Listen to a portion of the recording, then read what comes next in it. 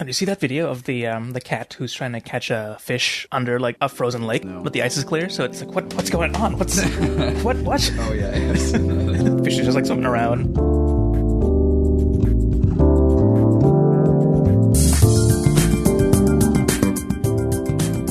Welcome to All Doubts. I'm Vincent. I'm Joel. And today we'll be talking about the novella The Old Man and the Sea by Ernest Hemingway, published in 1951, 52? Actually, I want to say 59. 100% sure it's not 59. Why is that? Because it's either 51 or 52. But that's later. But first, Joel, what have you been up to? Well, lately I've been playing a lot of D&D, Dungeons and Dragons, which is not LARPing. I tell people at work that I've been playing Dungeons and Dragons, and one person said, "Oh, what did you dress up as?"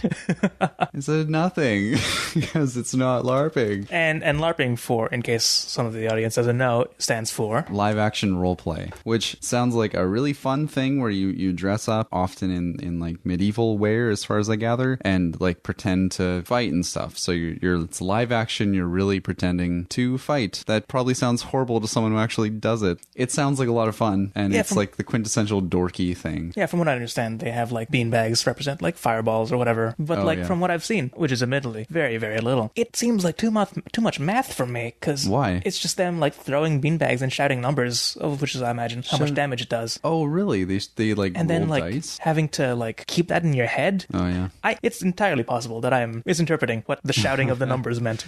But if I'm not, that seems too complicated for me and my non-math brain. Basically, I know nothing about it, and I feel like you don't either. No, I do not. So, yeah, we'll leave that for the experts. But that's not D&D. They're two different things. I'm sure they're somewhat related.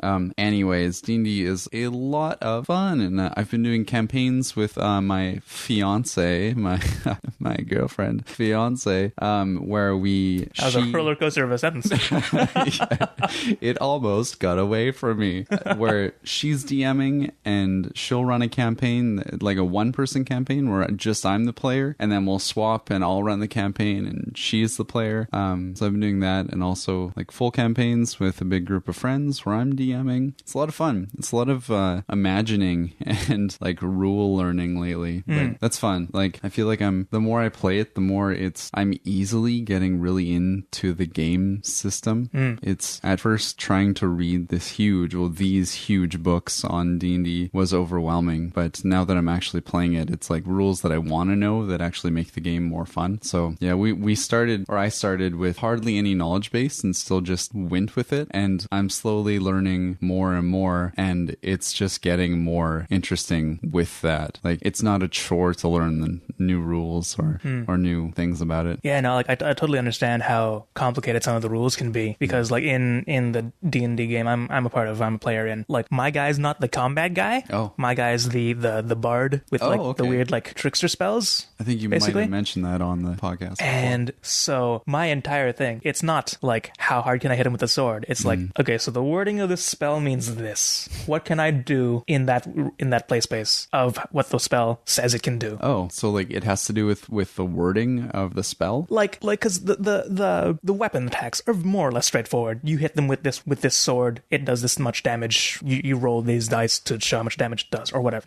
But the spells, because it's friggin' magic, it needs to say what it does. Right. It's not as straightforward as poking something with a sharp thing. Yeah. Right. So one of the spells I have, it's a cantrip. So it's a thing I can just do whenever. That doesn't use up one of my, since I'm a low level character, limited spell slots. Right.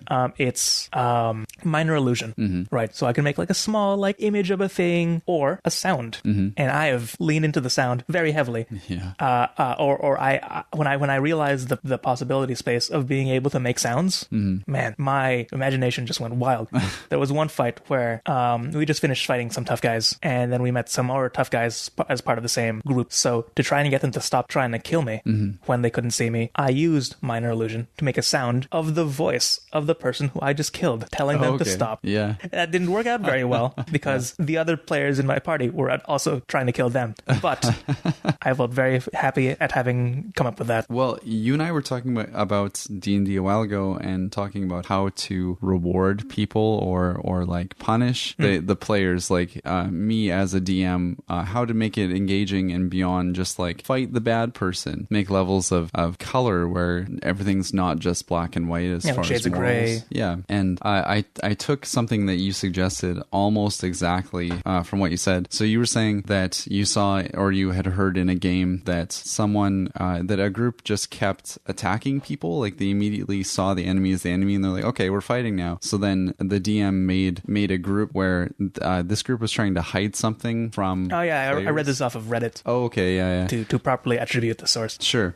So they were trying to hide something from the players, and the players are like, let me see that, like thinking that it's something contraband or something evil, and they keep being like, no, don't, like, it's mine, what are you doing? And then when the players finally I was like, oh, there's nothing here, there's nothing, you know. Yeah, when they finally insist that they should see this thing, those people run away and they see the thing, and it's the people throw down the thing and then run away. Yeah, and it's just a picture of their family or something, right? Yeah. Is that what it was specifically?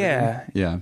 And it turned out that it was these people who the players thought was some, like, I don't know, bandits or whatever, was just like a couple of farmers who thought the players were bandits because they were wearing like a bunch of armor and weapons and didn't want them to steal the one valuable like family locket that they had. Yeah, that's such a good turn that suddenly they're the evil ones. Yeah, so I took something really similar where my group, I really wanted them to go to this one spot. I mean, this is like completely meta. This is what I wanted to push the story along. They had to go to this palace, and instead they went to a spa and just got like facials. They're like, I want to get a facial and I want to take a bath. And I was like, what are you doing?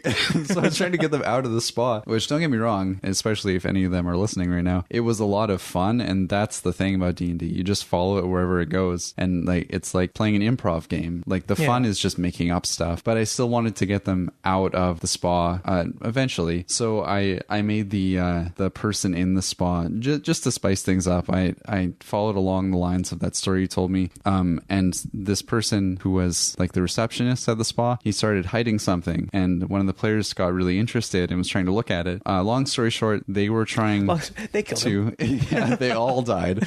No, actually, the player tried to see what it was, but rolled a critical miss. So a critical miss, too, if you don't play the game, is when you roll a 1 on a 20-sided die. It's the worst roll you can get. Technically, critical fails don't exist in the rule book, but it's a very common house rule. Oh, is but that right? On. Yeah. Well, it's one of our house rules. We have a few like that, but so he rolled a 1, and a critical miss in my game is that you're going to have a consequence that affects you negatively, like you fall prone, or like you drop something, or you hurt one of your friends. It fails in the worst possible way. Yeah, exactly. So the worst possible thing of just like looking at this thing is he thinks it's a bomb. So like in the character's mind, and the person who I told this to obviously knows it's probably not a bomb because I rolled a 1, right? But the character thinks this is a bomb, so they're going to do whatever they can to like deal with this situation. And that turned out hilariously. He got up on the roof, he became invisible, got up on the roof, punched himself in the face. That's a long story because he used this is going to get away from me so fast. He used a magic item that if you use it, it gives you a negative consequence that I roll for, and this was damage self, so he punched himself in the face. No one saw. His character doesn't know why. Anyways, eventually with his like invisibility thing, he takes the item, runs outside, and lo and behold, it's a picture of the person's family. And the person came out with a bunch of guards and like chased him down. And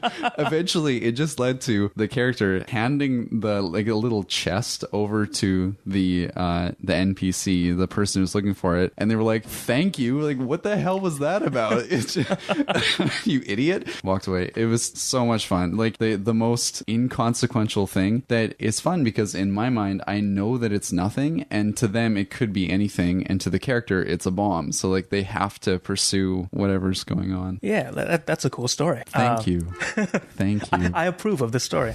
Now, one of the things like you could do do as a GM if the players are getting too far afield, and I mentioned this to my other buddy who's the GM of the game I'm in. Which maybe we should mention, DM is Dungeon Master, GM is Game Master. It's the same thing. Yeah, I say GM because I feel like that sounds less weird. Yeah, it does. I am your Dungeon Master. No. Yeah, that's weird. Even the name Dungeons and Dragons, like, I don't like saying it because it's usually not about Dungeons or Dragons. Yeah, like I feel like there would be a lot less. There might have been a lot less of the like Satanic Panic back in like the 90s or whatever if it didn't have the word like dungeons in the title. Or dragons too. Although apparently the title comes from Gary Gygax asking his children to come up with a name for the game, and they just like picked from a list of words, and they thought that was the coolest. And he's the maker of it. Yes. That's really interesting. So like there's that spin on it. Yeah. But one thing you could do as the GM if the player's getting too far afield is to just like, because you control time. You know? Yeah. That's the most powerful thing you control. That's interesting. So like I haven't thought of it from those terms. If they're getting distracted and they're like, oh, we want to go to a spa for 12 days. It's like, okay, you do so. 12 days later, what do you want to do now? You know, like just like seep over it, you know? But see, I didn't want to do that because I want to reward them for choosing to do random stuff. Sure, but in a like break in case of emergency kind of situation. That's true. If we've just done this for too long. Yeah. Yeah, that's true. That's a really interesting way to think of it. You're right. You control time, so you can do anything. It's the same as like writing a story, you know? Like a paragraph could span a microsecond of like a character, you know? Like when everything goes into bullet time, like in the Matrix or something, or even not even, it's just like describing a scene really closely in detail, but no time is passing. Yeah. Or it could span like a millennia of like the rise and fall of a nation in a paragraph, you know? Yeah, or a sentence or what have you. Yeah. What's new with you? Well, I the other day I rewatched the first Avenger movie. Oh. Because I'm getting excited for the upcoming Avenger movie. Oh, yeah. Still pretty good. Good. But like since so much time, or like things, so many things have happened since the first Avengers movie and now in the Marvel universe, I wouldn't say it's an entirely different experience, but there's like, you know, it's like watching a movie with a twist a second time after you find out the twist, even though the twist isn't within this movie. Yeah. You know, so I was watching it and I'm like, oh man, that guy turns out to be evil. That guy has been evil the entire time. Thor. That guy is dead. Thor. So that was neat. I also to like get myself into the mindset of D&D, I've been watching some more like I said, my character is more of like a trickster kind of con man kind of guy. So I've been going back to some of the shows where they have characters like that to try and like get the creativity going. Yeah. You know, so I got back into started watching Gravity Falls. Great show. Oh, who's Gravity Falls? Oh, yeah, I mean, I've seen the first episode. I've heard it's great, but who's the character that you're basing yourself off of? Grunkle Stan, the old man who runs a like store of curios and fake curiosities.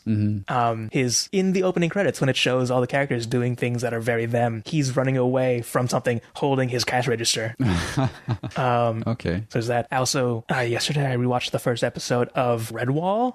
The weird. Now I don't know if you're a fan of Redwall, or listener, I don't know if you're a fan of Redwall, but for if you don't know, it was from the, I'm gonna say, mid-90s. Yeah.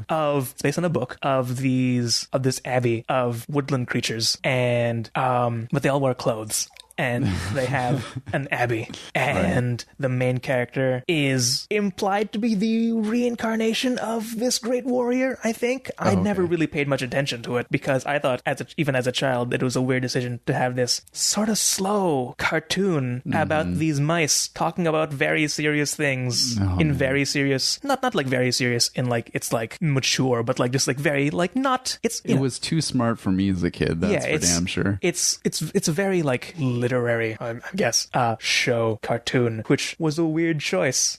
For which Teletoon. Is not, for Teletoon, which is, in case you're listening to it not in Canada, is, I guess, Canada's version of Cartoon Network. In case you're not a Canadian who's roughly 20. But no, so like when I would like watch it as a kid, I would like, what's this boring cartoon about these mice wearing robes? You know, where's the funny? What's this cartoon about? Right. And so I watched it again yesterday because it's, you know, sort of medievally to try and see if there's anything I can like take from that. Yeah. You know? And it was very boring. Oh, really? I might have just been the first episode. Even as an adult, I like the first episode, which was 20 minutes, was mostly flashback, which I guess it needs to be. But not necessarily. But go on. I mean, I can think of a few first episodes that weren't all flashback. They like most of the dialogue in the first episode that wasn't flashbacks was someone telling someone else, mostly the main character, someone someone telling the main character to like settle down or something. And I'm like, okay. And I'm like, okay. But so yeah, that didn't really, I'm going to still try to continue it with it. Maybe. Well, it's just early episode. Yeah. I think always watch at least the first few, maybe past the first season. Yeah. That shows always pick up. I mean, usually there's got to be exceptions, but like Bob's Burgers, first season, not much. Second season onwards, holy shit, great show. Yeah, same with like going back to the Avengers for a second, like Agents of S.H.I.E.L.D., that show. Oh, yeah. It's a really good show. I'm really enjoying it, but the first half of the first season is a completely different show. Oh, yeah? Because like halfway through the first season, it's, you know, it like connects to the movies, especially when they come out during the run of the season. Halfway through the first season, Captain America Winter Soldier happens, and I don't know how familiar you are with the Marvel Cinematic Universe, but that changes the game. That movie changed the game a lot. And after that, it turned into a different show entirely. But I also started listening to it's Critical Role, it's voice actors playing D&D. Oh, okay, yeah. And they recently came out with it as a podcast, which is much easier for me to consume rather than. Is that the Vancouver-based one? No. Oh, okay. It's not at the Rio Theater. I think they're in LA. Oh, okay. Or somewhere around that area. And so I jumped into it towards the end of their first campaign, and I'm really enjoying it. Oh, nice. I'm really behind because I have so many podcasts I listen to. Yeah. But I'm really enjoying it. They're very good at their characters. Currently, I'm at the, I guess, last live episode of the first campaign. But yeah, no, they've, from what I can tell, they've played these characters for a while, so they know these characters very well. And they're all voice actors, so they're good at doing voices and being characters. And it's really entertaining. Nice. It's not necessarily as relevant to me because they're already like level like 17, 18. Oh, really? Or whatever. That's high up. Yeah. If for those at home who don't know, the maximum level more or less is 20. And at that point, everything's a world-saving thing. You're basically like a superhero. Yeah. Whereas at level 1, you're like a person like us. Like you just step out of your house and then something serious happens. Yeah. At like level 1, you're more or less like a cut above a peasant. Yeah, basically. For sure. Well, you could be anything. You know what I mean? Yeah, but I mean like in terms of like the weight you can throw around. Right. But yeah, and so as someone who playing a character who is like level 2, I believe. Almost level 3. Okay, halfway between 3 and 2 is through 2. I keep forgetting that I'm still level 2 because I've been preparing for level 3.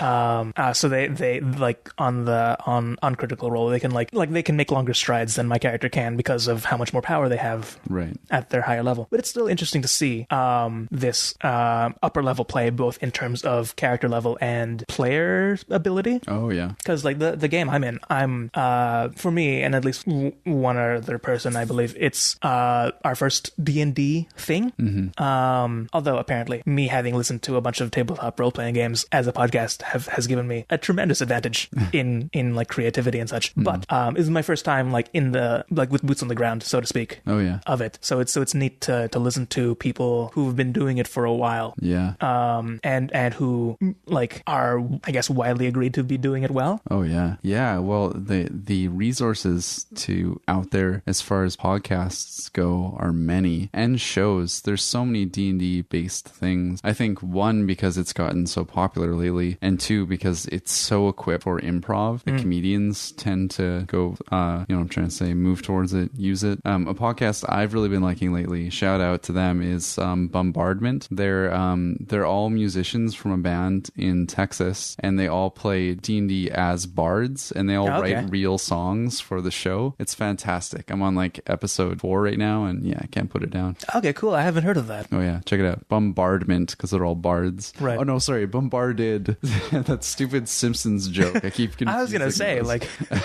it's got to be copywritten now. BomBARDed. Check it out. In a similar nerdy vein, I'm also excited for the movie Ready Player One. Oh yeah, Are you familiar with mentioned this? that last week. Oh, did I? On the podcast. Yeah. Okay, cool. I continue to be excited because it continues to not have come out yet. That's good. It'll most definitely be out by the time you hear this. Right. But yeah, so like the other day I started re-listening to the audiobook of it I have. Oh. And the audiobook is read by Will Wheaton. And I've listened to it before, but I noticed that his voice adds a lot to the character because it's sort of sneering condescension that he sort of adds to it. Oh yeah. Especially at the beginning of the story when the character is sort of poor but a know-it-all sort of. And like I hadn't listened to it or like, consumed resume the story in a while, but now I'm like going back to it. I'm noticing things I hadn't noticed before, like how the main character, he's presented as being very poor, both in the game and in real life. You're talking like money poor? Yeah, money poor. He lives in the dystopian version of a trailer park, which is a trailer park stacked on top of another trailer park, on top of another trailer park. And has the sort of cliche like perfect parents that are now dead, and lives with the like vaguely abusive aunt. You mean like Harry Potter? Yeah, Harry Potter. And many other Heroes Quest kind of things. But he even in the story, he sort of acknowledges how privileged he is within that, because while he's talking about how unpleasant his life is, he talks about he still mentions that it's much better than a child living in like Africa or Asia. It takes place in like a future dystopian, like I think like 2045, where like there's the resource wars, and like a city exploding into a mushroom cloud is rare but not super rare. Oh my god. And in part of the story, when he has to like go from one place to another, he buys a bus ticket, and the bus is a double-decker bus that is also like armor plated and has like armed guards on the roof to fight off bandits. Never really go into the dystopian part of it though. It's mostly in the virtual reality world, but it's a super dystopian. Like Asia and Africa are like decimated in this? I don't know if they're decimated, but they're like, well, they're clearly not decimated based on some of their characters who show up in the story, but they're not like, I guess they're not as well off as in real life as North America is. Oh, okay. In this dystopian planet. Yeah. But he even says like those places, or even some parts of North America. So he like acknowledges the place of privilege that he comes from, I guess. Right. Okay. And also how like lucky the starting premise is. Like he does, which he doesn't really, or he briefly mentions, like at the beginning of the book, there's a scene where his aunt takes his laptop to pawn for rent. Auntie May. Auntie May. No, Aunt May from Spider-Man was a saint. Right. Like the evil stepmother character. Right. Okay. Or like the Dursleys, like you said from Harry Potter. Or I was thinking James and the Giant Peach too. Oh, that was also Aunt May? No. I mean, I'm also like, that's just another evil. Oh man, if that was like the same Aunt May from Spider-Man, like parallel universe, or just like she just likes Peter Parker more than James and his Giant Peach. He's upset when she takes the laptop away, but he's like, I'm okay though, because apparently in this like the junkyard a couple miles down, he found this like, he's made this little like cave that is like his like hideout, that he found the key to a car that leads into this like cavern in this pile of cars that he has hooked up a exercise bike to a car batteries that he just like has as his like secret retreat. But he needs to not be in the house. So he's a smart guy. Yeah. And I'm like, that's very convenient that he has this safe place to go to. But no, I'm going through it. I'm enjoying it. Good. I have to pee. Okay. That was a weird wink. I'm not sure what the wink was for. All right, let's talk about The Old Man and the Sea. What are your thoughts? Well, this is like the first time I had gone through it. I hadn't. Have you heard of this book before? I've heard of it. Oh, okay. To the degree that I remember in high school for one of the English classes, it was one of the books that we would look at if we had time. Oh. But I think we got too into 1984. Oh, okay. And didn't have time for The Old Man and the Sea, or it might have been, I forget if it was that, or if there was like a vote between Old Man and the Sea and something else, and we just chose the other thing. Oh, okay. But yeah, no, I don't know how I feel about it. Why? It wasn't a bad story. It felt, I will say, I listened to it as an audiobook, read by, not Kiefer Sutherland, Donald Sutherland. Oh, I listened to one read by, oh, damn, what's his name? Let me pull it up. I was really happy to find this. Gilbert Gottfried? Nope. The Old Man in the Sea. It's on the tip of my tongue. His name by Charlton Heston, which was fantastic. I love his voice. Yeah. I mean, politics aside, love his voice. But yeah, so like it like this is one of the things one of the issues I have with like capital C classic books. Yeah. Right. Is that they tend to be sort of slow. Oh yeah. Like with this one in particular, like if I was to describe it, I would realize that the premise is longer than the like list of events that happen. You know what I mean? Like, no, I don't get followed. Okay, and I guess this could double as the summary of the book. Oh right. We should summarize. So it's this old man. He used used to be a fisherman, and he still is, sort of, but he hasn't caught anything for 80-something days. Right. He used to be quite successful. I think that they imply that. Yeah. And he had this young boy who would go out with him on the boat who would help him, but he's been so bad. He hasn't caught anything, so the boy's parents, like, forbid him from helping the old man to, like, help other people who can bring in money. But the boy still hangs out with the old man from time to time. They have this, like, back and forth. Yeah. They seem to love each other platonically. Yeah. They have a good, like, friendship. Yeah. And the bulk of the story is the old man going out to sea. He catches a marlin. A giant marlin that is bigger than his boat. Yeah. What it's like a skiff or something? I think what kind of boat did he keep calling it? Oh, I don't remember. I just pictured a small one-person kind of boat. Yeah. Two-person. Yeah, I think, like, the boat is like 15 feet and the marlin he catches is like 18 feet. Yeah. Or something. So he catches it after 2 days. He lashes it to the side of his boat. On the way back, sharks keep picking away at the marlin, even though he valiantly tries to defend his catch and the marlin, because it was a very majestic creature. He arrives home. The marlin is basically a skeleton, collapses in bed. The villagers are astounded at his catch, even though it's been destroyed, and it's sort of implied that he dies at the end of the book. Oh, really? I didn't pick up on that. Well, you can't miss that at the very end, tourists comment on, like, very quickly comment on, like, oh, what's that? All right. And just, like, it ends with tourists. Yeah, they think it's a shark lines. or something. Yeah, because they misunderstood. So that's the, like, plot summary, the premise. Sure. The list of events is: old man goes out to sea, catches a fish, is attacked by a shark, some sharks again, arrives home, and tourists speak. And tourists speak. I don't know, maybe I'm sure that, there's like a lot of, like, metaphorical musings. Most of the novel is him, novella, if you want to be specific, I guess. It's really short. Yeah, it's him, like, musing about and, like, waxing poetic about this marlin that is first on his line and then, like, duct taped to the side of his boat, basically. And there's a lot of parallels, you could say, with, like, the marlin being a metaphor for the old man and his life or whatever. But me personally, I prefer I prefer stories that have, like, more, like, events happening in addition to the metaphorical things. Okay. Like I want more things to actually happen than to metaphorically happen. Is, I guess, what I'm saying. Yeah. Okay. Well, I mean, but we're not here to talk about if we like it. Like, but you couldn't stand it, and did that, like, stand in the way of your? I wouldn't. No, I'm not saying like I couldn't stand it. It's just that it would be more exciting if more exciting things happened. Oh, okay. To me. Yeah, sure. Or because, like, there's, like, you could read this book as entirely literal. Like sort of what I was getting at with my, like, old man goes out to sea, old man catches a fish, old man brings the fish back, is attacked by sharks several times. Yeah. And I guess I want there to be, or like, I guess ideally for me in a story, there would be more plot points. Yeah, more plot points, more, I don't know, adventure, maybe not adventure, like, not like magic, but, like, in something this short.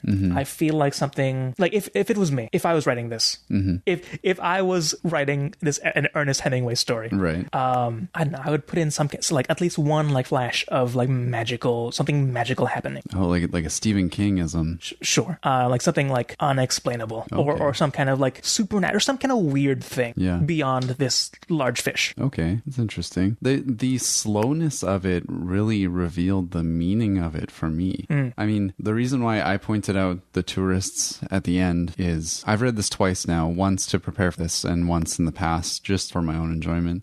It stood out to me because a friend recommended it, being that it's very short and it's also the last thing that Hemingway had published, the last completed book that he had published while he was alive. And I was told that it gained immediate success. Actually, the novel received the Pulitzer Prize. This is sitting right in front of me. In 1953, it received the Pulitzer Prize. I'm sorry, what year did it receive it in? 1953. Okay, it was published in 1952. So not 1959. And that's what I was saying. No, I'm just lying now. And in 1954, it was awarded the Nobel Prize in Literature. So hell yeah. And Hemingway dedicated it to the Cuban people. Gee, I should just read this Wikipedia article. This is so interesting. Anyways, the slowness of it contrasts, like, I feel like the meaning for me came with the ending. The entire thing is very, very slow about this old man and his struggles. It's like like a classic, the one that got away story, right? But it didn't get away. Right, but fishing story. It's this giant thing. He puts all his effort into it. It seems to be the last thing he does before he dies, whether or not his death is actually implied in the end. But and the length of that contrasted with, at the very end, two tourists saying to their waiter, they point at the carcass and say, "What's that?" Or like, "What happened?" And the waiter says, "Shark," trying to say that a shark ate up that giant fish. And the tourists reply with, "Oh, a shark. I didn't know they looked like that, huh?" And then the novel pretty much closes. I feel like that's so much of the meaning for me came from that. The whole thing being so slow and then not being so immediate and ridiculous.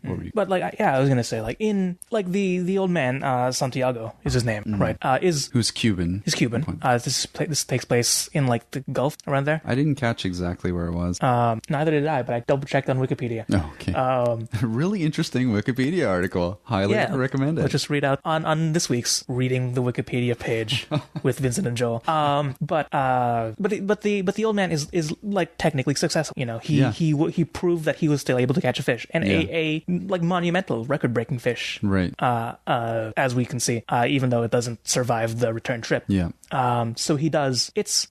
So he is like he doesn't. If he does die at the end, he doesn't die a failure. Right. Or he doesn't die like a washed out sailor or whatever. Right. He proved that he still has it in him. I have more to say about that, but go on. And like this isn't a unique story. Not to take away from the story, but like of this old man, of this old like washed out character proving that he still has it. Catch a fish, right? There's something so like literal about that. Like the parallel I thought of was like in Independence Day, the movie Independence Day. Right, by Hemingway. Yes, by Hemingway, the cinematic epic by Hemingway.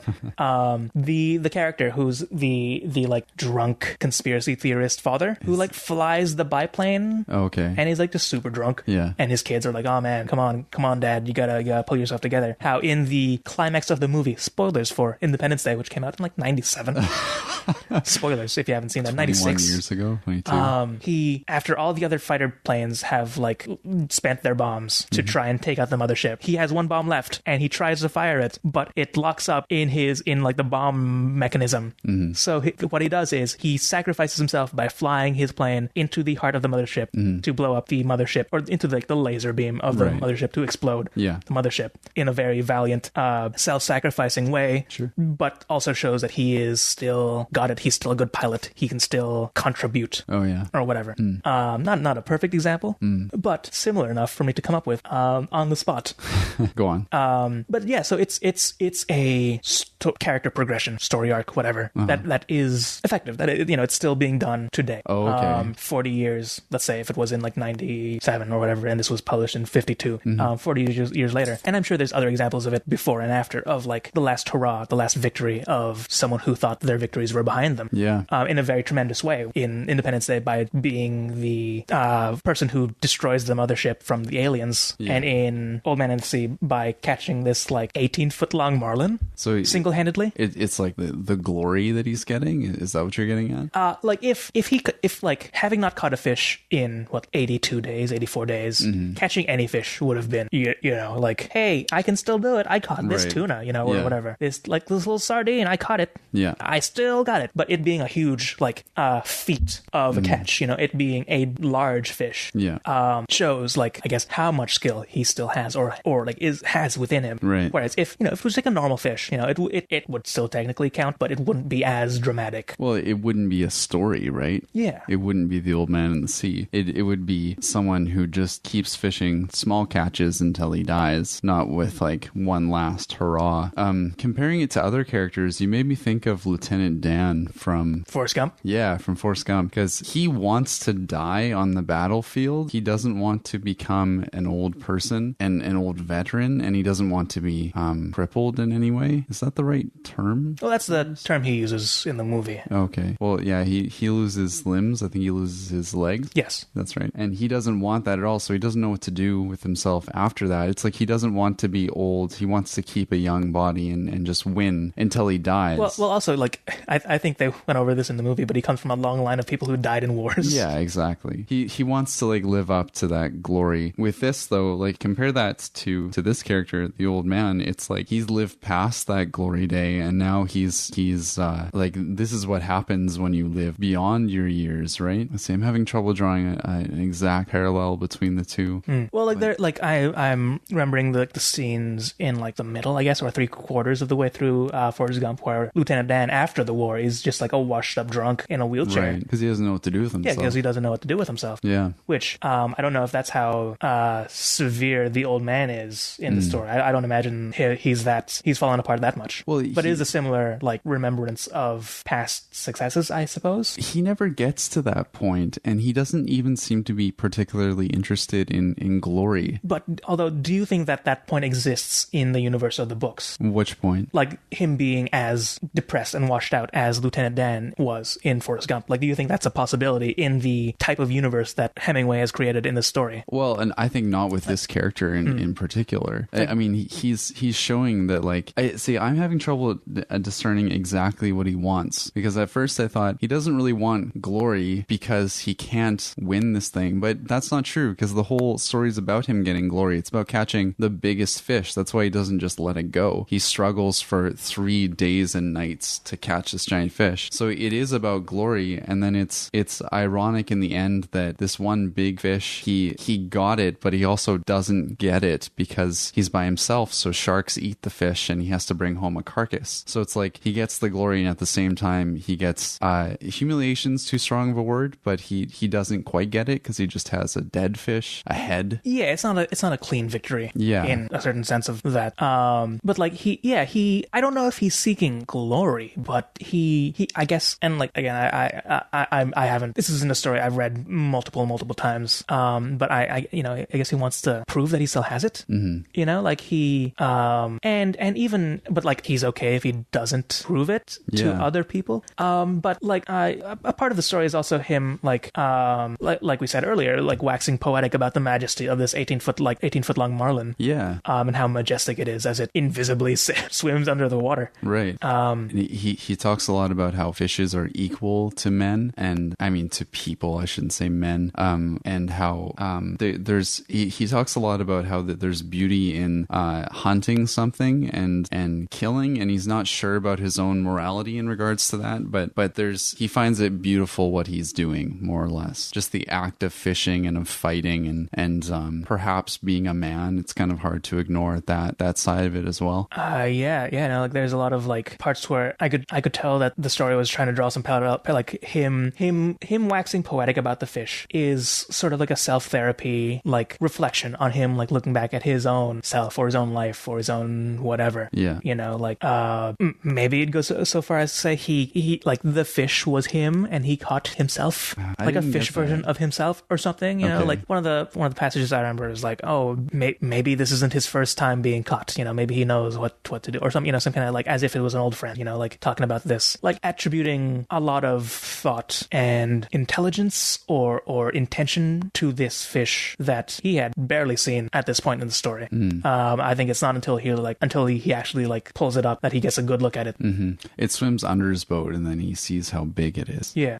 And so most of it is him just like waxing poetic about how majestic this fish must be. And like it's half that and half like, oh man, I totally should have brought this instead. Oh yeah. Oh man, if that kid was with me, oh man, we'd be done by now. Oh man, if I had a better knife, if I had a harpoon, if I had more rope, if I had this and that, we'd be done by now. See, I feel like you and I read the character very differently, because I didn't see him as really wanting that. He seems like he's okay with just, I mean, he does say those kind of things. Yeah. If I had this, if I had that. But he seems okay with struggling with this thing and just being happy to do what he's really good at. Sure. I'm adding a bit more tone to it than in the story. But to a certain point, you know, after a few things, I'm like, this is your like 85th day, man. You could have brought more stuff. Oh yeah. Or maybe that's why he doesn't have all the stuff. Maybe he spent it all on the first day, or maybe he had given up, so he just didn't bring as much stuff anymore. He's also very poor. He sleeps under newspapers. Sure. And lives in a boat and a shack. They call it, Hemingway calls it a shack. So maybe he doesn't have these kind of things, or he can't afford to keep them up, or what have you. And it seems as though his methods work for getting a fish, even though they doesn't have a lot of gear. Sure, but like clearly it works. It's sort of spoiled in the cover of the book, right? That he catches this fish. But I imagine it would certainly be much easier if he had all this other stuff, or like much quicker. You know, if he even if he had gloves. Like a part of the conflict in the story is him like having like getting a cut on his hand very early on or something, and like, oh man, this isn't good. This isn't good. And then his hands claw up because he used them so much. They like get stiff. And I think one hand in particular does. Yeah. Well, let's talk about him patience throughout the story, because that's something that he shows that stands out to me, that I really love. How he's patient and completely okay with just struggling with this line, holding onto this fish for 3 days. It's a struggle, but he's not upset by it. His focus is to not think about the pain and think about baseball. Like he keeps mentioning Joe DiMaggio and keep his mind off of the pain so that he can catch the fish. He's very patient the whole way through. But then at the very end, and again, the ending stood out to me because I think it has to stand out to you. Just the contrast of these two sentences of tourists who came out of nowhere. They're the epitome of impatient. They ask someone who I mean, it seems as though this person doesn't speak their language well. They ask them what happened to the fish. The only thing he can say is shark, like trying to imply. I assume there's a language barrier. I guess I'm making that jump. She's trying to imply that something happened to the fish. They're not willing at all to listen to him. They're just like, oh, that's interesting. That's a shark. Cool. Well, I don't know if like I would attribute that to like lack of patience, as much as just like lack of context. Oh yeah. You know, because like it's clear he's not the only fisherman. You know, there's a good sized fishing community in whatever town this is, right? And I imagine the tourists, you know, being tourists, aren't from that community, both in a literal sense and also from a like they're not fishermen, right? So they don't have the context of this giant fish and how much of a feat it is to catch that. Yeah, especially after it's been torn up by like however many, like 500 sharks or whatever on the trip back. Yeah. Okay. So it's sort of like they like, you know, that I like what's that? I forget what it's called, but how someone who's not good at something doesn't know how not good at it they are because they don't know. Oh yeah. I forget what it's called. There's like a name for it. There's a term for that. Yeah. I know what you're trying to say. But how like, you know, you have to have a certain level of competency in a skill to know how bad at that skill you are. Right. You know, and these tourists don't have that. Okay. You know, they like one, they don't have the context of this old man having been trying to catch anything for 80 plus days. Yeah. They don't have the context for the fish being a pretty good sized fish. Yeah. They don't have the context for like how much of a feat it is to catch that. Yeah. You know, as far as they know, maybe like the sea is full of those and it's just, he just like scooped it out of the water like a bear, you know? Yeah. Yeah. And maybe that's it, that we see this whole story. We see this person's like a good snippet of this guy's life. Yeah. We see the struggle. Yeah. And we're like one with him. We see what he's going through. And then an outside observer has no idea what someone went through. Yeah. Even the boy, does the boy have a name? I forget if he has a name. I think they mention it really quickly, but more or less they call him, Hemingway calls him the boy. Even the boy doesn't know exactly what happens. I think there's a part where he's like, he sees the old man and he knows what happens. I'm like, does he know? Does he know? Like, well, he sees this giant skeleton that he just like pulled in. He can like imagine, I suppose. He can like figure it out because he knows this old man so well. But like, he doesn't know for how many pages he waxed on about this fish and like how, or like the part about how like, oh man, if I had thought ahead and like splashed some seawater onto the boat, I would have some salt right now. Yeah, and like stuff like that. But like, so we are the only people who like we the reader are the only people, I guess, and the old man himself. Yeah, and arguably maybe the fish and the boat are the only ones who know the full story, such as it is. Yeah. And I sort of would interpret the tourists as literally as tourists. You know, they don't live here. They've come in passing. They don't have the full time to soak in the story. You know. Yeah. They don't have the context for everything. So it's I wouldn't attribute it to impatience. Okay. Myself. Yeah. That's fair. Here's the thought. I mean, the old man, it's really easy to see him as Hemingway because he was an old man at this point. Well, actually, he was born in 1899, I believe, so he wasn't too old. He was middle-aged. But it's easy to see him as the protagonist. What if the self-insert is the tourists? Because he traveled a lot, and maybe a theme that we could pull out of that is that you don't know the story behind anything until you really look into it, unless you've lived the story yourself. You're always just a tourist looking at something. But like arguably, as we as the readers in and from the perspective with the old man being the perspective character, we did live through it. Yeah. And with following the old man, I guess I could see it like showing how we don't always know the full story when we come across a thing. But I don't know if I would go as far to say that Hemingway is the tourist. Although apparently he did like bases off of his friend who that's interesting. caught a fish or something. I didn't really look that much into it. Well, I guess like I wanted to entertain that thought because I think I assume the old man is the self-insert of the writer, the protagonist. But it's interesting to think that maybe the self-insert is the antagonist. Not even like the person that I immediately. So he's one of the 5,000 sharks that attacked him. Yeah. No, the tourists, because this story says so much about the tourists that it's just an interesting thought to me that could be him or that could be us. That's an interesting idea, but I don't know if like I would go that far. That? Yeah, I would. Again, I wasn't listening to that part very closely. I've only listened to this story. Like I haven't listened to this story very many times. But if I was writing this story, I would. Yeah, the not in terms of like what I would change, but like what I would be trying to accomplish would be to have these characters who show up, as far as we know, on the scene moments before they start talking, you know, and did not have to sit through. I shouldn't say sit through, but you know what I mean. Experience the arduous 2 or 3 day journey that this man took to catch this fish. That they didn't experience that, and so they're just like, you know, literally showing up at the end and asking what happened.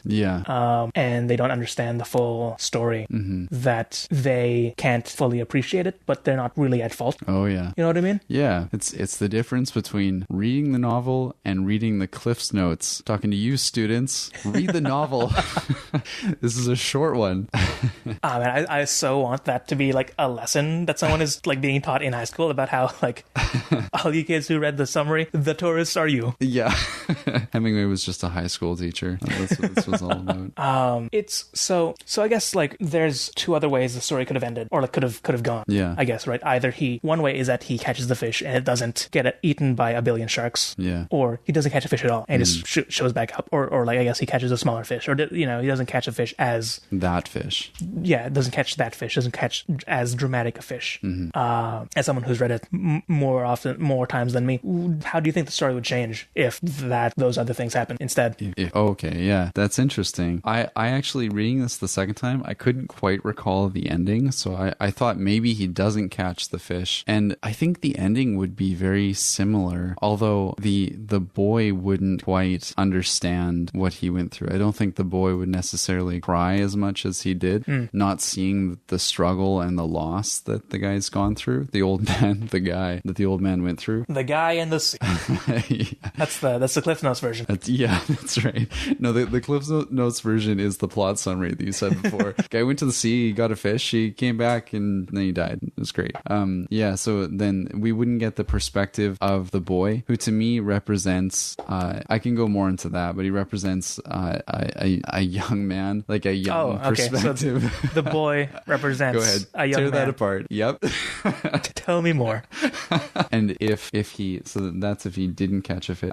If he like caught it and brought it home, I don't think it would be as interesting. It would be more like a typical hero's story, or well, not like a hero's quest, but it's that he goes out after a giant fish, he gets it and brings it back. He wouldn't be the same introspective character that we see, I don't think. All right, so you're saying his failure to bring this fish back unmarred is necessary for him to be a like enjoyable character? I think it's necessary for Hemingway to do that, to show us that he's not an incredibly glory-driven character, that he does this for something else aside from his wife who had died, or even to feed someone. It seems to be the thing that he loves doing, and he's just going to keep doing it. But about like the feeding though, like he even like he says prior to catching it, or like around, you know, before it's a moot point, he says, you know, like who is worthy of eating this majestic creature, you know, like, well, I can't just sell this at the market, you know, it's this is the king fish, you know, this is the boss fish. So, and he was like, who is worthy of eating this thing, you know, and prior to the sharks attacking, he's like talking to it like maybe part of it is like ocean madness, but and having been like at this for 2 days, but he starts talking to it, and then he there's a part part where he says like he can't talk to it anymore because it's been so torn up. He can't imagine having a conversation with it, and he's like that upset after the sharks like tear it apart, basically. Well, I think that he's doing this under... I'm not really sure why he catches it. I think that's what I'm struggling with, because it seems like in the past he's probably taken home fishes, and which, by the way, it's acceptable to say fish or fishes, but I still find it weird to say fishes as a plural, and I keep doing it. So also, fun fact, fish as a category does not actually exist. What do you mean? Like as like a biological category, fish is nonsense. Oh, really? That's fun. Like a catfish has more is genetically closer to like a giraffe or something than to like a hagfish. What? That's buck wild. Wow. Well, they also call dolphins fish in this. I'm like, well, I think it's not dolphins, but it's like this was like I looked up a bit about it, and it's like a kind of fish. It's not a dolphin. Oh, okay. Yeah, they mention also referring to many different types of fish as something else, like tuna. Yeah, that's right. Anyways, where were we? What was I saying a moment ago? Fishes. Yeah, that's what led me down. Oh, well, I'm trying to figure out what his drive is, and I think at this point, it mentions that his wife has died, and that he's not really catching fish anymore. He seems okay with the sort of poverty he lives in. He's not even interested in eating. It says that explicitly. It's not like he really wants anything. It's sort of like he's just operating in the past, and because of that, I think that's why he's thinking of like, this could feed a bunch of things and a bunch of people, and this could get me a lot of money, but ultimately, like, no one should eat this because it's special. It's that he's going into this mindset of like a practical person, but now he's more about the spirituality behind it. Yeah, the sense I got from when I was listening to the book, and this could be entirely wrong, but that he was comfortable. It's wrong. No. With his life. No. Like he would of course, enjoy it if it was improved, but he was fine if it didn't. Yeah.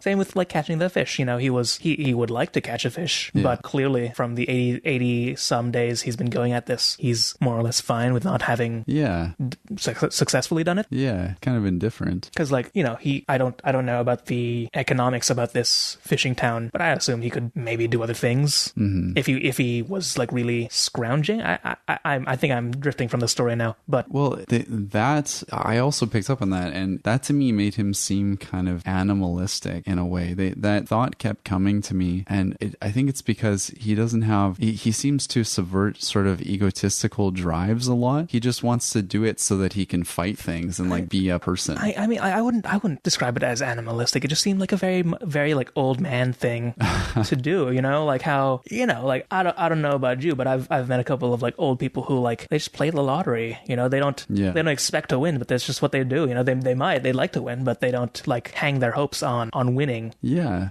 Plus they're old, so it's not like they have much time to spend it if they do win it. Like it'd be nice. It's a thing to do. It's a thing to pass the time. Yeah, it's a thing to like strive towards, if you can call the lottery striving. It could be anything, like playing chess or fishing or whatever. I think at that point, this character, the old man, seems happy to be alive and just to do what he does. And in that way, the fish, actually, going back to what you were saying before, the fish being eaten alive, or no, it's not eaten alive, but like, whoa, I missed that part.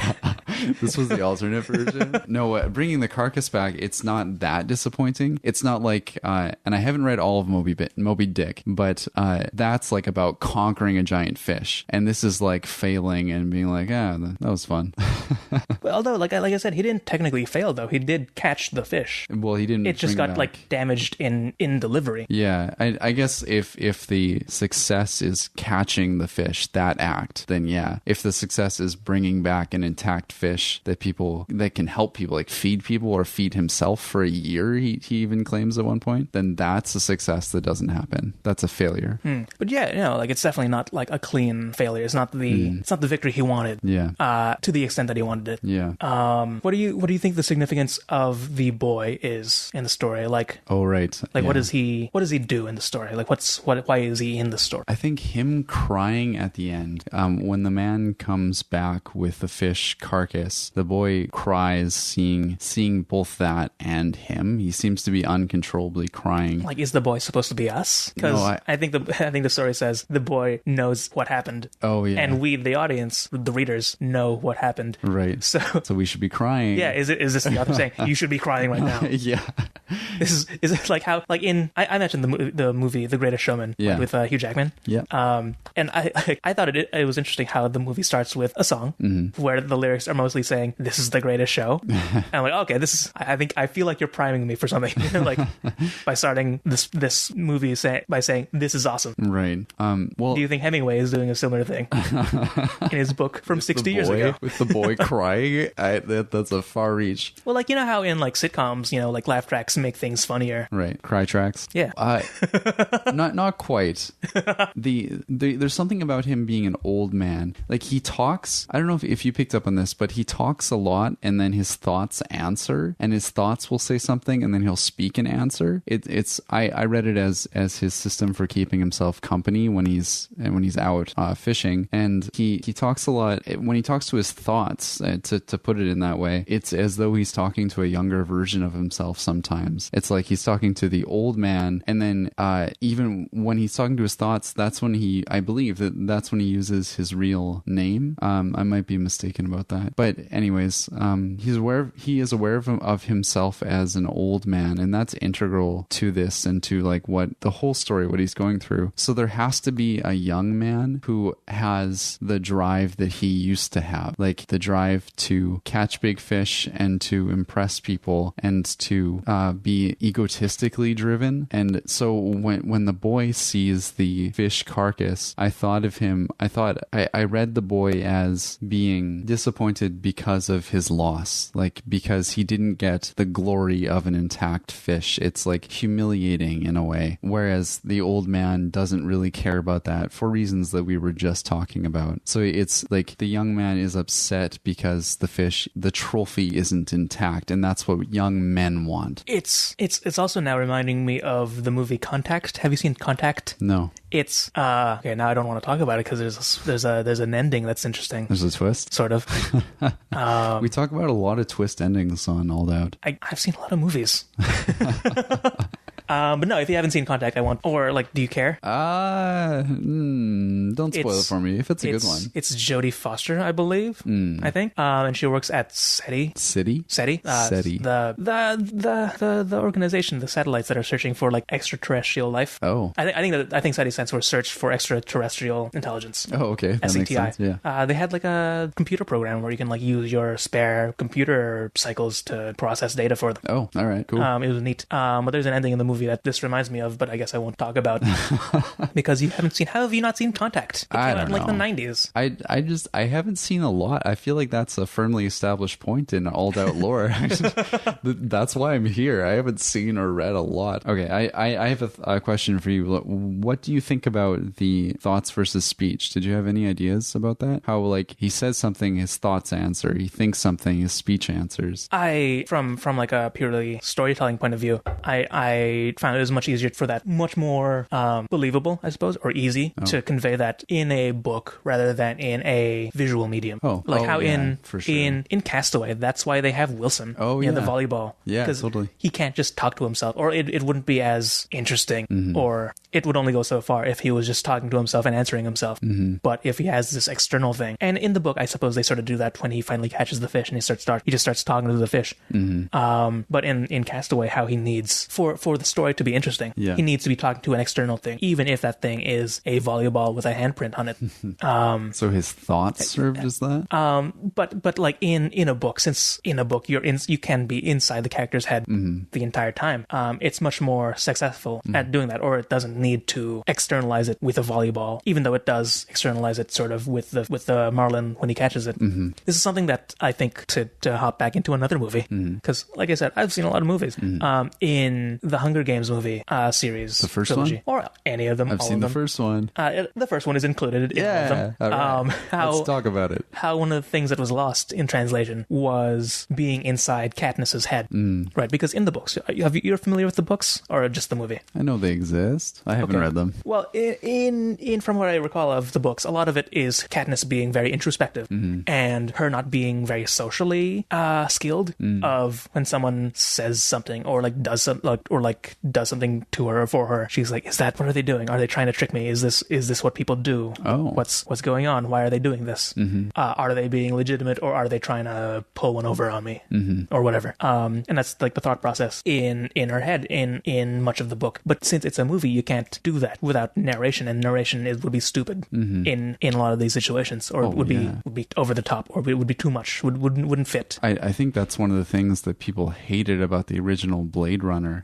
It's they added all which this original narration. Blade Runner? From what I understand, there's like 50 different original Blade Runners. The first one that came out in theaters, they overdubbed it with narration because basically they thought the audience wouldn't understand what's going on. But if you take out the narration, you can understand a lot of things. People generally hated it because they felt like it was cheap and it dumbed down the plot. Yeah, like I think even there's a story of whoever it was, maybe the director, I'm gonna say, who like wanted the narration in when he saw it on the screen with the narration. He's like, "Oh, this is garbage. Why is there the narration in here?" But yeah, and that's something that books, like the written medium, look at me sounding all fancy, the written medium, that books can do better or more easily than a visual medium like a movie can do. Yeah, so it just, like, you just read it as a means to learn more about the character. It didn't reveal anything else. I mean, that's my answer from like the writing perspective. Yeah. Could you repeat the question? Well, what did you make of it? What did it tell you about the character? Or do you think it represented anything, his two sides of his personality? I would say it contributed to the, well, like we said earlier, the most of the book is him by himself in the boat, or by himself in the boat with this giant fish. Wait, you just said movie. I think you just said movie. Okay. Most of the movie. Sorry. Technical foul. That's a yellow card. But it's mostly. If you did say movie, I just sound like an asshole. Is there a movie of this though? Maybe there is. Maybe. Like they made a movie of Life of Pi. Oh yeah. This is Life of Pi. That's a fun joke. The marlin is actually a giant tiger. Oh. What was I saying? It's mostly him by himself, basically. So that is a great opportunity for it not to be weird, for him to be thinking about things for a lot of time. Plus, fishing, if you're doing it by yourself, is, pretty well agreed to be a very like quiet, contemplative activity. He even says more or less explicitly that in the book. Oh, cool. I'm glad to know I was paying attention. But yeah, no, him talking to himself, whether it's internally in his head or out loud to his head, matches well with the idea of fishing being a contemplative thing. If he was, fishing with dynamite, that'd be a different character. Yeah. But no, he's been going at this for like 80 days. He spends 2 days waiting for this fish to tire out or whatever. So it really fits with his character that he would be very reflective, I guess, very thoughtful about what he does, about the things he does, about what he could do better, what he should have done instead. Oh yeah. Like I mentioned, there's a lot of chunks about where he's like, "Oh man, I should have brought this thing. Oh man, if I had a harpoon, we would be done by now. Yeah. Oh man, if I had thought to splash some salt water onto the deck of this tiny boat, I'd have salt now for my tiny fish that I'm eating." Yeah. He ate what he called a dolphin. From what I understand, it's like they also call all the other fish tuna. Yeah. So from what I understand, it's like, I forgot what it's actually called, but it's like a dolphin something, or like a something dolphin, and it's just like a fish. Oh, okay, like an albacore. Wait, what? Huh? What's that kind of albacore? Is that a fish? I'm just baffled myself. It's something that's not a dolphin, but is a fish, right? Let me look this up. What are your thoughts on the question you asked me? That's a way to phrase that. Well, when I first started really paying attention to it, like the idea crossed my mind that maybe his thoughts represent something like his animalistic side, and maybe his speech represents his egotistical side. And I tried to follow a couple of those theories, trying to analyze maybe one represents one thing, the other one represents the other thing. But more or less, I couldn't really pinpoint them to represent equal parts. And this is a mistake I would often make in essays when I was in school, where I would try to to call one thing as like one element, like thoughts, for instance, as representative of this white, black and white, one side of the element, or one side of a character. It represents one specific element, and speech in this case would represent something else, like the exact opposite. But as was proven to me time and time again when I wrote those kind of things, it's more of a gray area. I think that the way it serves me is just as let me restart. The way that his thoughts and speech really came across to me is just as his way of talking to himself, and maybe like you were saying, a literary means to show us more about this character.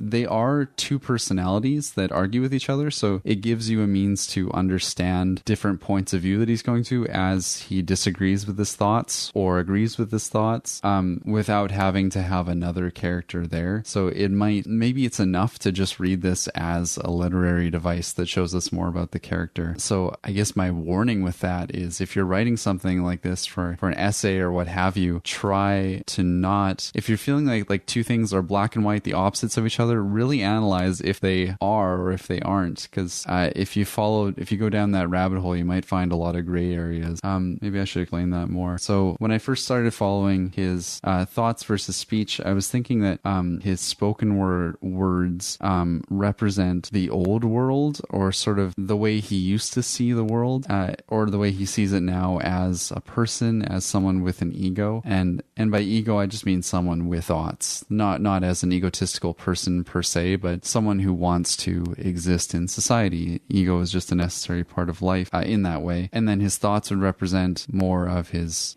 needs, his things that he really needs, like go to sleep, eat food. But then that gets proven wrong. Like, well, one part that proved this is that he'd say, "Fish, I'll stay with you until I'm dead." He's showing his egotistical drive to get this trophy. That's how I was reading that. And then his thoughts are, "He'll stay with me too, though. The fish will stay with him, and eventually this could lead to his death." Something more practical. But then this is proven wrong when the two personalities flip. His thoughts start blending in with his speech. His speech starts blending in with his thoughts. I didn't read that line as getting a trophy, but it's like just like a statement of fact, I'm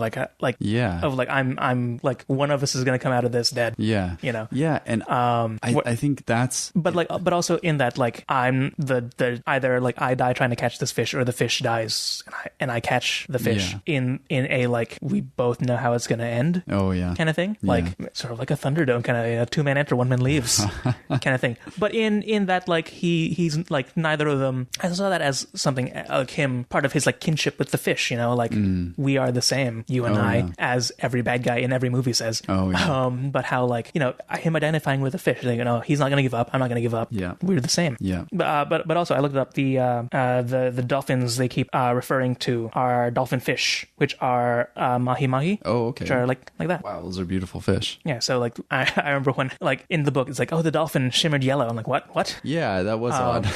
So, but yeah, no, he's talking about dolphin fish. Okay. Which is a separate page than dolphin -fish, but they both talk about the same thing. Okay. I don't know why. Makes sense. To finish the thought that I had before, it's that I was trying to follow his voice as sort of his ego, and his thoughts as his true desires or his needs, but that falls apart when he proves himself to not really be an egotistical person, and that's in line with what you're saying. It's not that when he says, "I'll stay with you until I'm dead" to the fish, that he wants this trophy. He's just stating a fact, and I think he thinks a fact as well, that he'll stay with me too. Like, we're in this together, we're equals, and we're fighting each other. Yeah, like if he had said it in like a threatening way, then that's more egotistical and about a trophy, right? Or like if he was saying it to like brag to someone, and they're like, "Oh man, when I catch a fish, I don't give up." But no, he's by himself. He's just talking to himself, basically. Yeah, it's just his thoughts. He's keeping himself company. Yeah, and to me that fits in with the like just quiet, like steady.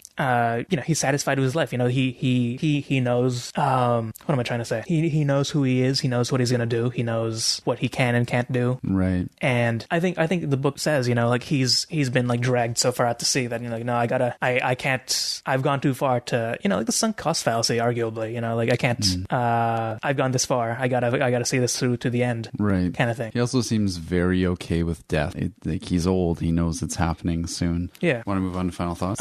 Sure. And I was going to ask, like, if you thought if he dies at the end. Oh, I didn't read that at all. I mean, I got the feeling that he's going to die soon, I suppose, but I didn't read it as though he's getting onto his deathbed, literally. I didn't read that as why the boy was crying, for instance. Because, like, I don't know, but it sounded like he was very, like, done. Yeah. You know, at the end of this ordeal, I don't know if it was maybe he was, like, upset that he failed this Marlin, or that it just took all the strength out of him, but it sort of felt that it was just in the reading, the delivery by Jack Bauer's dad, that gave me that sense, but it felt like he was very, like, done. I think even if he doesn't die, he is very done. That's also how I saw it, because he does this huge heroic feat that he barely pulls off and arguably doesn't pull off, and then he's so exhausted he goes to bed. If he's not dying, this is probably one of his last feet.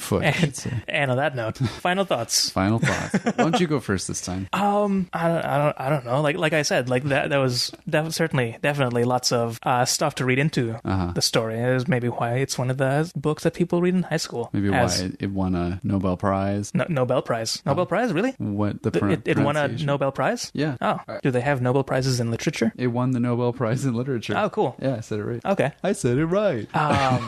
So yeah, no, there's definitely lots of like stuff between the lines, but like I still wish there was more stuff on the lines. You know what I mean? Oh yeah. Oh, on the lines, like a fishing thing. Right. Ooh. But also like reading the book, listening to the book. Right, because we both listened to audio versions of the book. I'm not sure if we mentioned that. Yeah. But it reminded me of like back when I was at SFU, my roommates at the time created the fishing club up at SFU. Oh yeah. Because he was really into fishing, and I know nothing about fishing, but I helped out in like the administrative sense.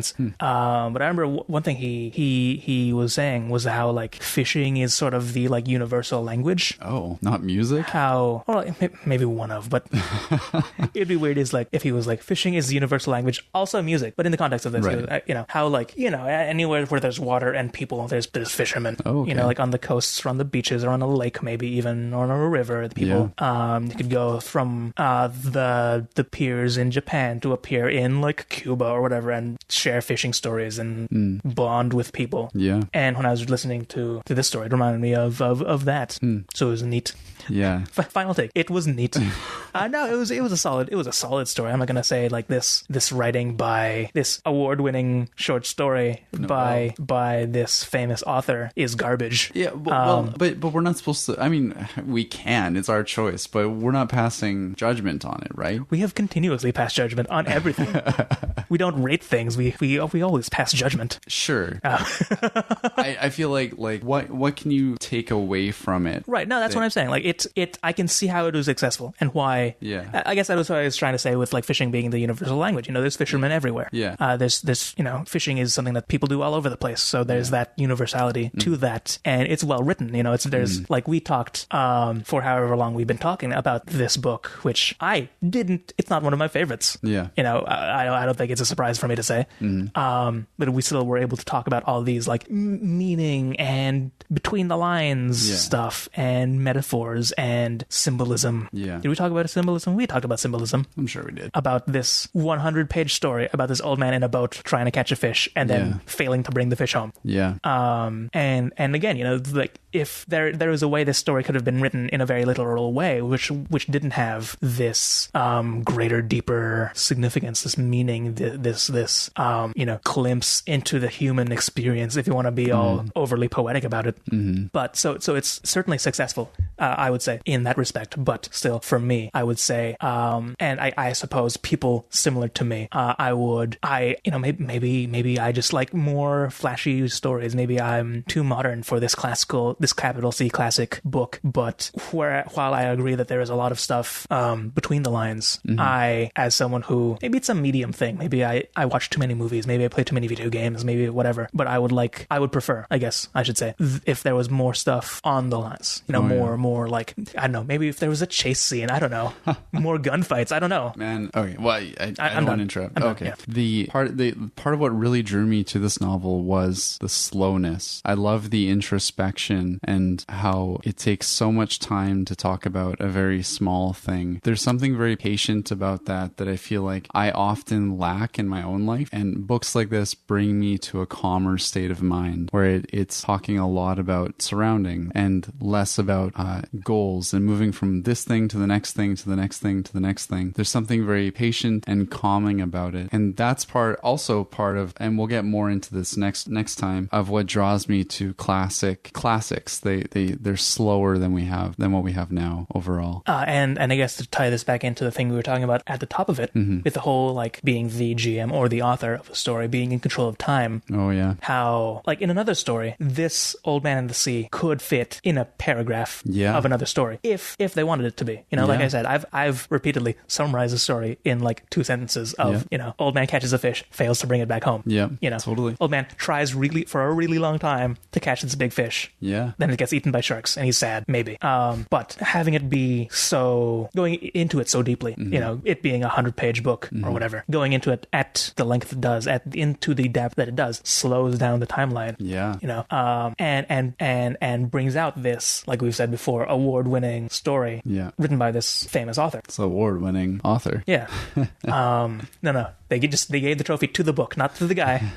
They have a separate book, separate display case for the trophies that the books won, and a separate one for the trophies that the author won. Right. But yeah, tying it all together. Yeah, and that's also I want to come back to the ending one more time. The ending of this book. That's interesting to think of it in terms of how time is being controlled, because time is being controlled very slowly and methodically throughout the entire thing, and then we're given the tourists at the end who view this entire story in one image and move on from it. Yeah, we the readers have a similar thing briefly at the beginning where we find out that he's been doing this for like 80 days. Yeah. And in that sentence, 80 days pass basically for us. That's true. This could have been the same story way longer if every day was drawn out the way that these 3 days were. Yeah, like each of those days could be a chapter of him going out, thinking really hard, and then coming back without anything. Absolutely. I think that just about does it for All Doubt, for this episode of All Doubt. I was going to say, we're done. End of podcast.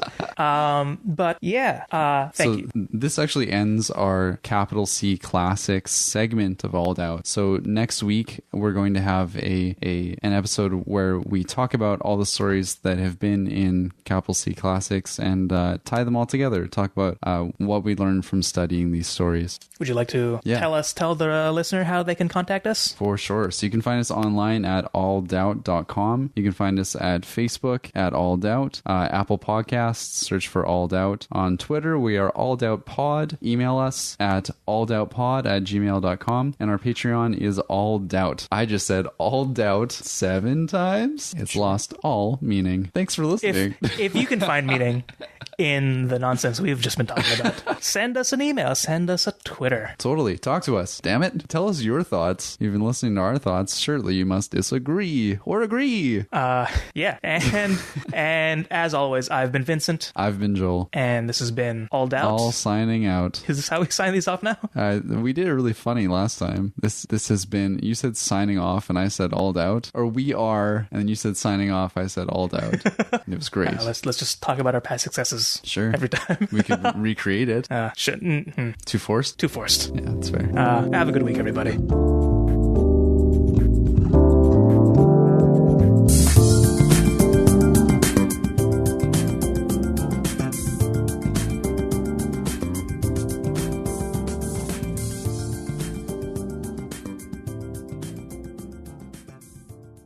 Let's kick this shit, right?